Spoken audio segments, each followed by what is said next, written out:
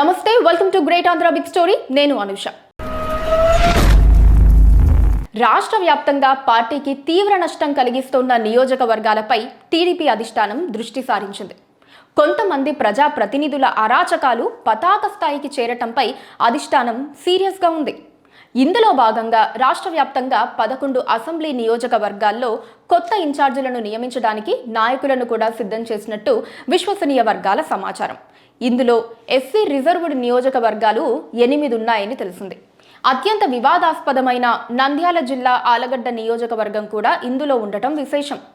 ఈ నియోజకవర్గ ఎమ్మెల్యే భూమా అఖిలప్రియను పూర్తిగా పక్కన పెట్టడానికి సీఎం చంద్రబాబు, మంత్రి నారా లోకేష్ నిర్ణయించినట్టు తెలిసింది. ఈ నియోజకవర్గ టీడీపీ సమన్వయకర్తగా చింతకుంట శ్రీనివాసరెడ్డిని నియమించడానికి టీడీపీ అధిష్టానం నిర్ణయించిందని విశ్వసనీయ సమాచారం. చింతకుంట శ్రీనివాసరెడ్డికి రాజకీయ నేపథ్యం ఉంది. ఈయన తాత సిపి తిమ్మారెడ్డి ఒకప్పుడు ఎమ్మెల్యేగా పనిచేశారు. అఖిలప్రియకు సమీప బంధువు కూడా కావటం గమనార్హం.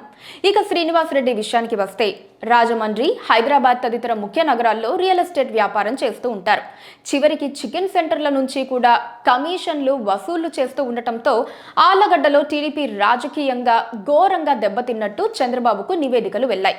అలాగే అఖిలప్రియపై సొంత పార్టీ నుంచే భారీ స్థాయిలో ఫిర్యాదులు వెళ్లినట్టు తెలిసింది. అవన్నీ కూడా నిజమే అని నిర్ధారించుకున్న టీడీపీ పెద్దలు ఇక అక్కడ నాయకత్వ మార్పు ఒక్కటే ఏకైక మార్గమని నిర్ణయించారు. ఇందులో భాగంగా శ్రీనివాసరెడ్డికి ఆలగడ్డ నియోజకవర్గ పగ్గాలు ఇవ్వడానికి నిర్ణయించినట్టు సమాచారం.